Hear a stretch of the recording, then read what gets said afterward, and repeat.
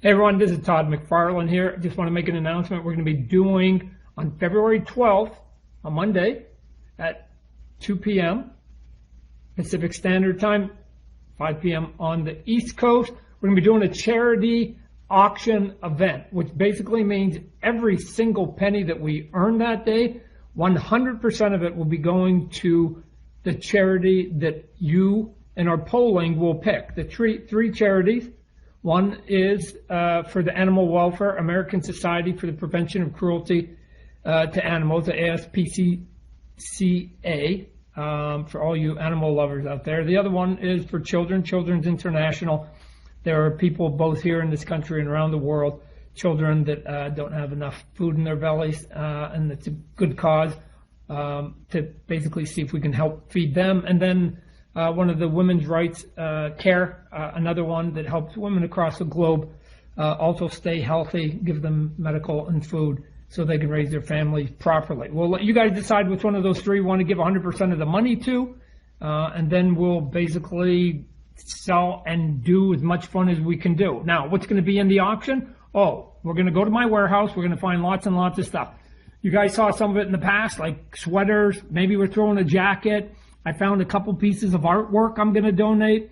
I'll probably do a sketch or two that's in there. We've got tons of comic books. We've got tons of toys. We're going to do some sort of gathering of things put together. We're going to offer like a half an hour personal Zoom, me and you, whoever wins that one. We get to just chit chat, have a good time. Another one that we'll do a Zoom that any of you aspiring artists or know somebody's an artist, I will basically do a half an hour review of your portfolio of the art and give you some tips that I can.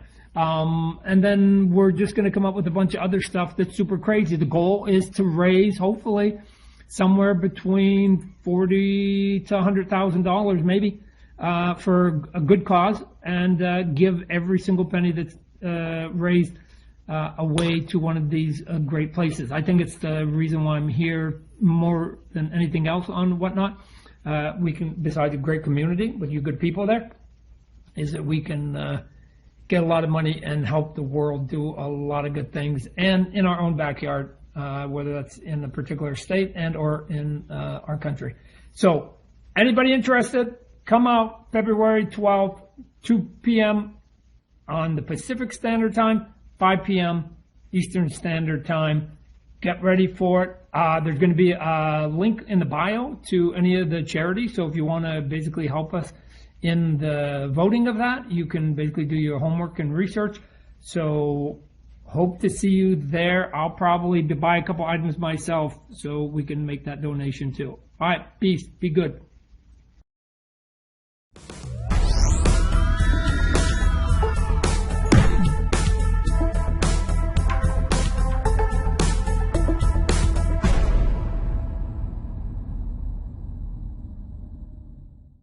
Hello, everybody. Welcome to another Comic Source Comic Boom collaboration. Time for another Spawn Daily. We're up to issue number 35. Let's go ahead and dive into the issue. If you're checking us out on YouTube, I'm going to go ahead and share my screen. We see a Salmon Twitch cover that looks really cool. There's they're clearly in an alley. There's bricks behind him saying "Wanted Spawn," covered by Capullo and McFarlane. When we look at the credits, there's one thing I want to point out. For the first time, we see Capullo credited with pencils and McFarlane with ink. For the last few issues, it's been Todd McFarlane on story and then artists just Capullo and McFarlane listed, as opposed to us being told specifically here, hey, Greg Capullo's doing the pencils and Todd McFarlane is doing the inks. So what I'm wondering is if in the more recent issues, if it wasn't maybe McFarlane doing some layout, some thumbnail type stuff, and then Capullo doing everything else, and then or maybe doing tighter pencils, and then McFarlane come and finish it up with inks, and maybe that's why they were listed. I mean, it's hard to know, but obviously we know here Capullo is now doing pencils, and maybe it was just a matter of Todd was saying, hey, I'm going to go ahead and do the thumbnails, the layouts, to lay out the panels so that Greg can kind of understand what, my sense of storytelling. And then after doing that for so long, Todd's like, maybe he got too busy, or maybe he just decided, I think Greg gets it now. Like, he understands kind of the aesthetic of Spawn, or the kinetic feel of the way the panels are laid out. So either way, I do find it interesting. I did notice it, so I thought I would point it out here in this issue. Tom Orzechowski does the letters. Steve Oliff and Quinn Supley and Oleoptics on colors. We have a special thanks to Kevin Conrad and Julia Simpson. We see on this first splash page, and you'll notice, or one thing I noticed, is how much finer the lines are. So I thought that was a little interesting. Again, why would it look so different? Why would the style of art look different at all? Well, it's listed differently in those credits, right? So that's probably part of it. So anyway, we see from the splash page that Twitch is back. We know he got injured in the Blood Feud miniseries. He's been in the hospital. We've seen that in the last couple of issues. There's a little bit of a confrontation at the party between Sam Burke and Chief Banks. We know there's no love lost there, long before Sam Burke received the file from Spawn about Banks being involved in a bunch of illegal stuff, up to and including the fact that he was the one that hired Billy Kincaid to kill the senator's child. So Sam, one thing you can say about Sam Burke is he definitely has a very highly developed sense of justice, and you can tell he's sort of holding back his anger. Like, he wants nothing more than to rip Chief Banks from limb to limb. He certainly feels like Banks probably deserves that. But one of the bad things he's doing is he's sort of letting on to Chief Banks that he's the one that left the note threatening Banks, that he's the one that has the knowledge, but he just hasn't been able to find enough concrete proof yet. We're not exactly sure what's in the file. So maybe it's the file, if it contains paperwork, maybe it can be doctored, can't prove it's actually real. He's looking for the smoking gun. So when Banks heads off, Sam, he does mention, one of the other detectives does mention to Chief Banks that Sam's been poking around in his direction. And Banks, he's like, oh, I appreciate that. It's kind of interesting that one of the other detectives would kind of rat on Banks. Maybe Banks is not really, or rat on Sam Burke, rather. Maybe Burke is not that well liked among his colleagues other than Twitch. So Sam and Twitch are then in their office, and they're talking about how they haven't been able to find any concrete proof. And Burke tells us, he's like, yeah, we know it's a risk, but I just keep hoping if I keep hinting at things, if I keep putting pressure on him, that'll crack. So it does make sense in a way what he's doing, and I'm glad McFarlane put this in here. I think it's a good way to have the story unfold, because I had those questions, like, Sam Burke is smart enough to not let on. Like, if you're investigating somebody, don't let him know he's under investigation. Just keep a close eye. But apparently Burke exhausted all those avenues and wasn't able to find anything. So now he's hoping by rattling Banks that Banks will make a mistake. So Twitch is just happy that Burke stayed on the case, because Burke had come to the hospital and had said to him maybe he was going to pursue the Spawn case because it was, Spawn involvement or Spawn kind of events or incidents that happened that landed Twitch in the hospital in the first place. So Burke was focused on that, and Twitch was like, no, don't worry about me. Go after Banks. He's the one that we need to bring to justice. So we leave them there for now. We travel back to the alley. Cagliostro is talking to Spawn, basically telling him, you need to do a better job.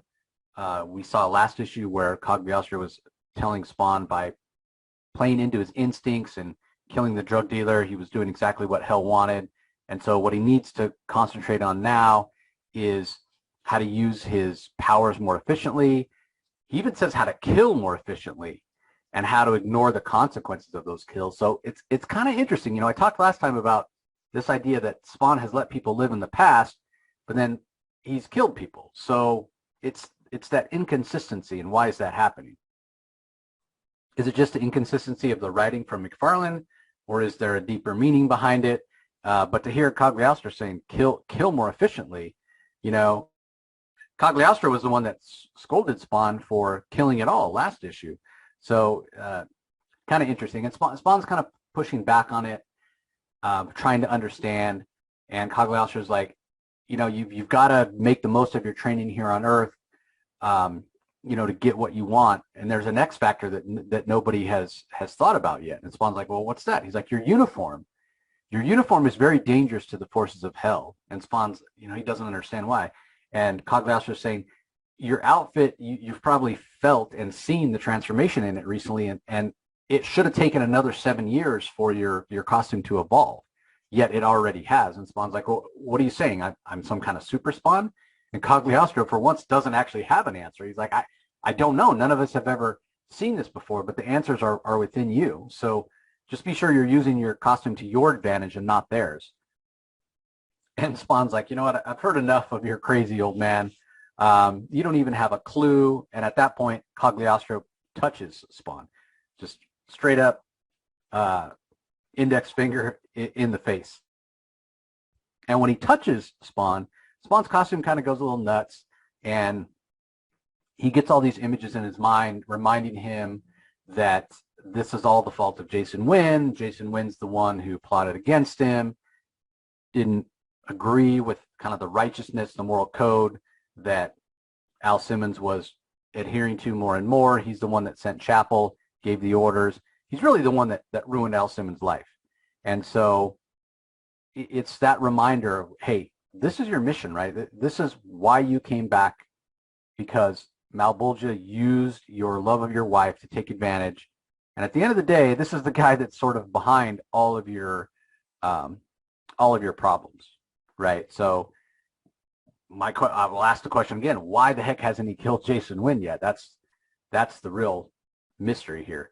And Spawn even yells out, "Wynn, damn you!"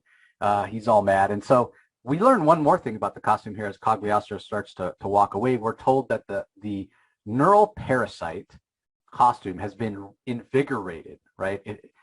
Cagliostro in a lot of ways has charged it up, because this symbiotic costume, it thrives on sensory input. And Al has just had a ton of sensory input because of the visions that he's just seen. So as Cagliostro walks away, he asks Spawn if he's okay. He says, yeah, I'm fine. And Cagliostro says, okay, then your mission should be clear. Now, I do find it interesting that Cagliostro has known all this time about Jason Wynn, but he hasn't specifically given Spawn really any missions or orders, or you should do this or you should do that. But now all of a sudden he's sort of pointing them like a loaded gun at Jason Wynn. And you wonder, okay, well, why is that happening? Cagliostro seems to be an agent for heaven in a lot of ways, but maybe not overt.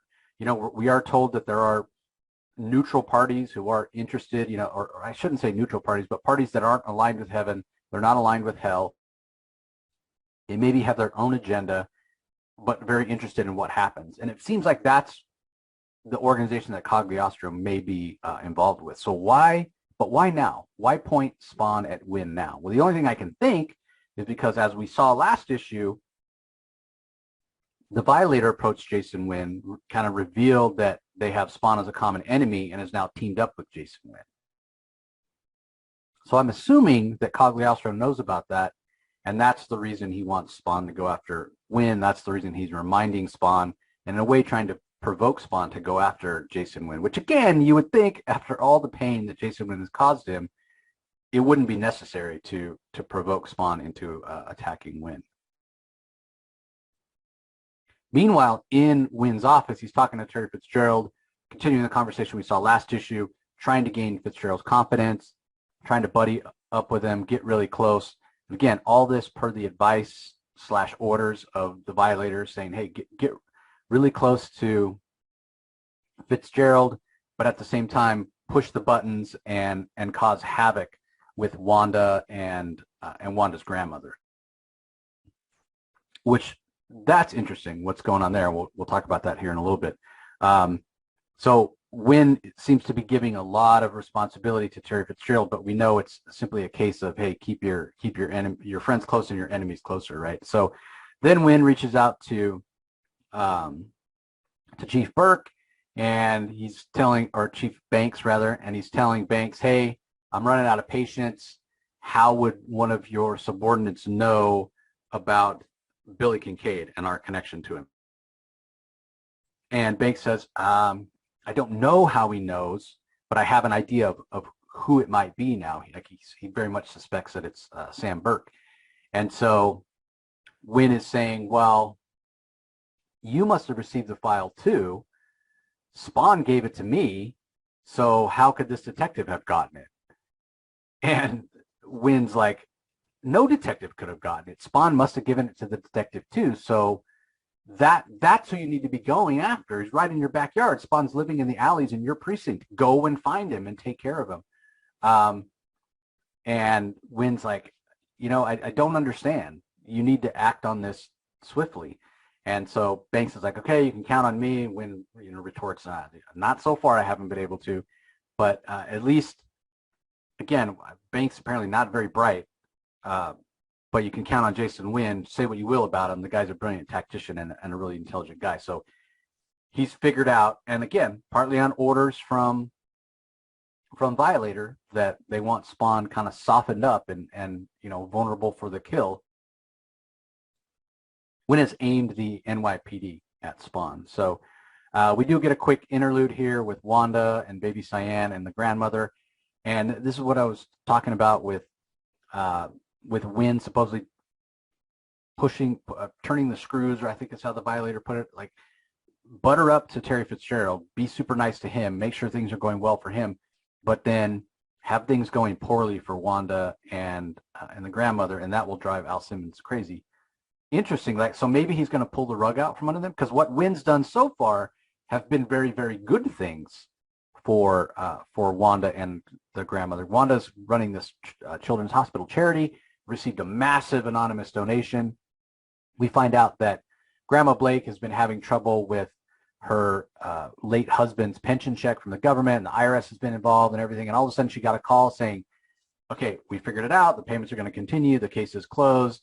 And it was so bad, it was to the point that Grandma Blake was thinking she might have to sell her house. But now those troubles have all gone away. So all I can think is, if Wynn is looking to put the screws on them to make things go badly for them, that he's lifting them up so he can crash them back down, so the fall will be that much bigger. So meanwhile, back at the precinct, one of the colleagues of Sam and Twitch, so maybe Sam is not universally disliked by his colleagues, comes in and says, hey, Chief Banks just took a couple uniforms and headed off to that alley where that Spawn guy is.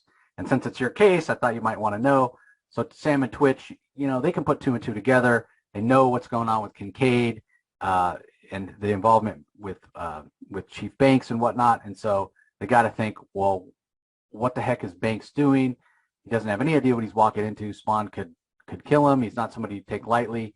So in a way, they want to protect, and in a way, they probably want to understand what's going on. So they go chasing after Banks and the uniforms. Meanwhile, the uniforms are kind of roughing up some guys in the alley. Of course, the homeless are not going to betray Spawn. They're giving smart answers and whatnot, which only leads to them getting thumped a little bit more. Meanwhile, Spawn is watching this and getting, more and more angry, and he's not going to be able to help himself from revealing himself. But we know Spawn should be able to take care of himself against some uniformed police officers and Banks. So over the period of a few hours, they do eventually find their way to the dead-end alley where Spawn's throne is that they built him, and they're examining it, trying to figure out, like, what, do they worship this guy as a king? Like, what the heck is going on? So Spawn sneaks up behind him. He takes out the two uniformed guys, and as he hears Banks wondering aloud, do they worship this guy as a king? Spawn answers, no, they're just thankful, thankful that I helped protect them. And Spawn's like, why didn't you read the file that I sent your way? What are you doing here? Are you suicidal? I told you to leave me alone.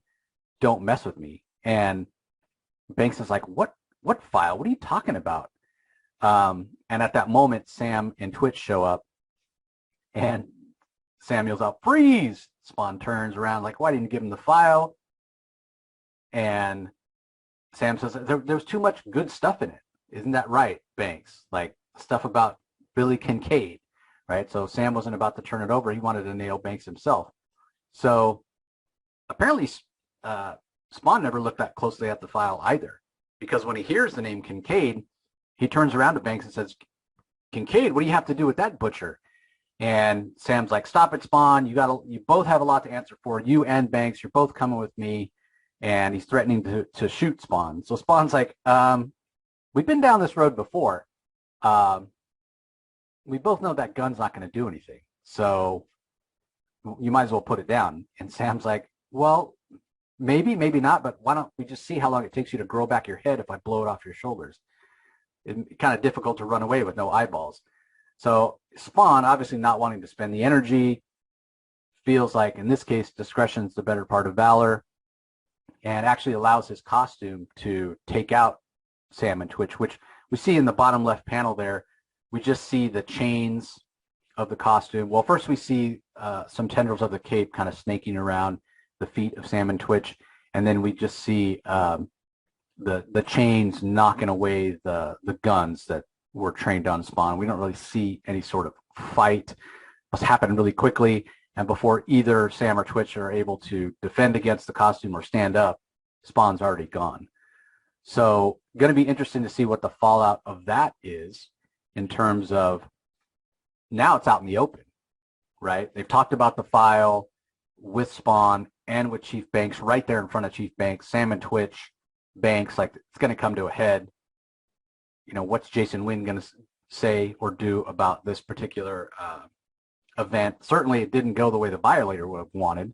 Spawn is in no way softened up by this or made more vulnerable. So I guess we'll have to wait and see how that plays out.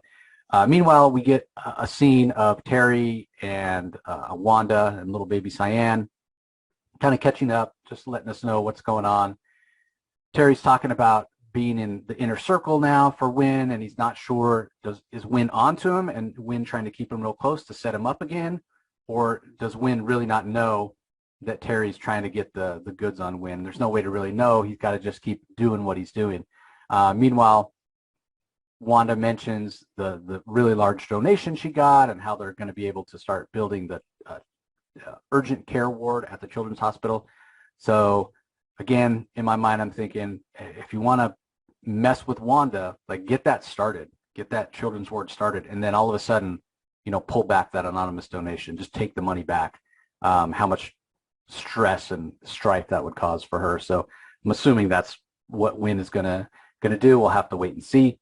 So meanwhile, after the confrontation in the alley and the moment with Cagliostro where he touched Spawn's face and Spawn was reminded that at the end of the day, all his problems can be traced back to Jason Wynn. Spawn goes to confront Wynn in his office and again talks to Wynn in a way that seems familiar, right? Because Al Simmons obviously knows who Jason Wynn is, but it doesn't go the other way.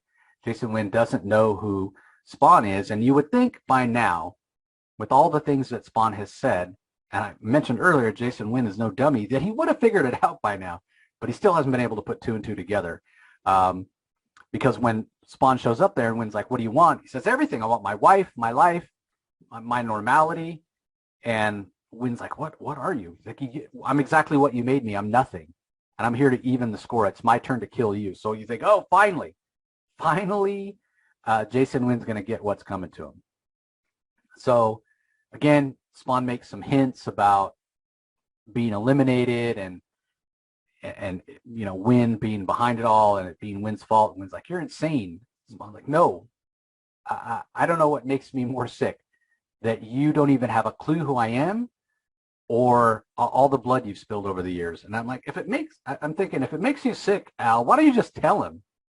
Why don't you just tell him? It's kind of strange. So Wynn, again, with some degree of bravado, saying, you know what, you kill me, you won't get 10 feet before you're a dead man. So Al inflicts a little torture on him, snaps his arm, and says, you can't kill somebody who's already dead, you know? So at that moment, apparently due to censors in Wynn's office, maybe because all these supernatural beings have been showing up there left and right, you know, Violator showed up, now Spawn.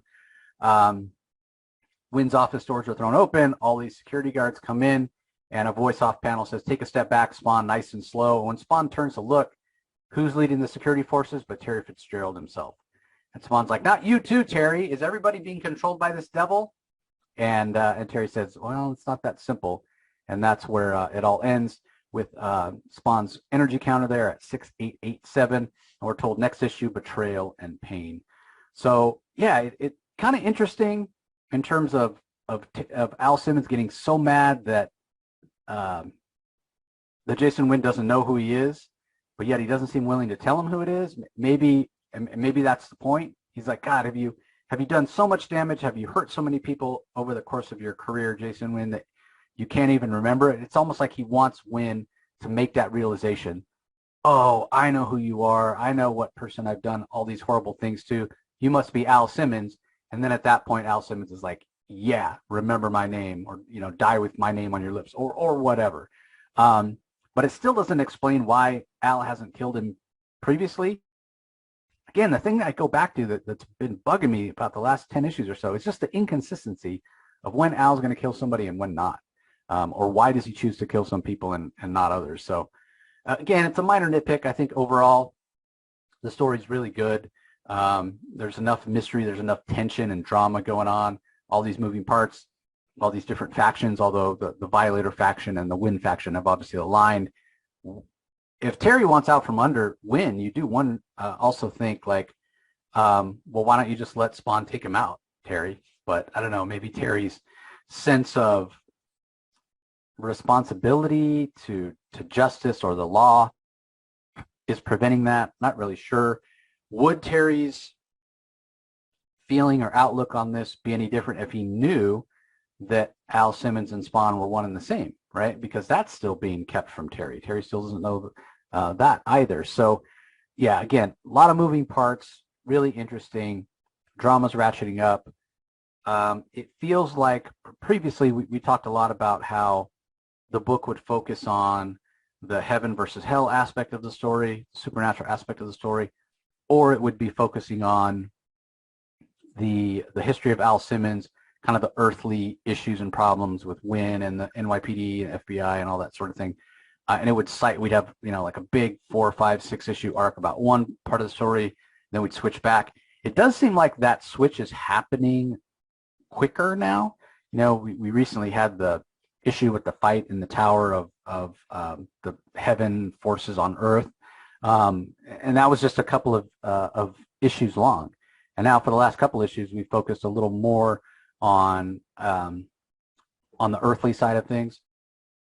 But even when we do that, we're getting little interludes of the other part of the story. So it seems like those two sort of disparate storylines that are sort of the two sides of Al Simmons' life as Spawn are being more closely wound together. And you could even say becoming intertwined if you talk about Violator and Wynn like agreeing to team up. So I feel like that provides a more cohesive narrative as well and allows McFarlane and Capullo to tell a story where you're really touching on, each issue, each individual issue gets to touch on all aspects of Spawn's life. So they're getting better. And we're also, for the last few issues, we're really not getting those giant info dumps, right?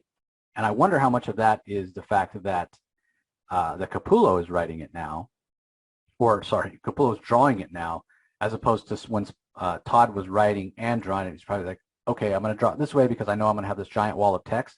I can't actually remember when we had a giant wall of text. I mean, we do get a few pages. There's even one in this issue. Let me bring it back up, where it's not a wall of text, but the art, there's not a lot going on, right? Like you can see this this page here if you're checking us out on YouTube. So we get like somewhat of a city skyline in the background, and then we get these long vertical insets where it's just pictures of the alley that zooms in from panel to panel. We start and we see kind of the beginning of the alley. We zoom in a little closer. We see fence, part of a trash can. We zoom in a little closer. We see the rats. Zoom in a little closer. We see rats and some buildings in the background that are part of the same skyline we see at the top. And we do have some voiceover stuff here of Cagliostro talking. So it's sort of, this art here, it's not advancing the story. The art, although it's sequential, it's more about building mood and establishing setting as opposed to, giving us a sense of movement forward in the narrative of the story. And we get quite a bit of dialogue. But this is nowhere near the amount of dialogue we got on those walls of text in the early McFarlane issues when Todd was both writing and drawing it. So maybe he's finding his footing as a writer. Maybe he's realizing that he can let Capullo's pencils tell more of the story than he was with his own pencils. But it's telling, and it's good that McFarlane is doing that. I mean, there's still times in the book in this issue where we do have some dialogue that tells us exactly what we're seeing on the page in terms of the illustration, but it's much less than it used to be, and getting better. So lots to unpack for this one for sure. I think the thing that has me most curious is that dynamic between Chief Banks and Sam and Twitch. Now that conversation has happened between those three and Spawn, the knowledge of the file is out in the open. There's no doubt anymore between Banks and Sam and Twitch about them having the file, them having the information, knowing what Chief Banks did, and Banks knows 100% that it's Sam and Twitch now that's or Sam at least that sent the note. And how does that play out? What's the fallout from that? So maybe we'll find out next issue. Maybe McFarlane will pivot away. We'll get some more heaven and hell stuff in the next issue. Who knows? Haven't read it yet. We'll have to wait and see. So anyway, that's going to do it for this episode of Spawn Daily, everybody. Hope you really enjoyed it. We really appreciate everybody joining us as always, and we will talk to you next time.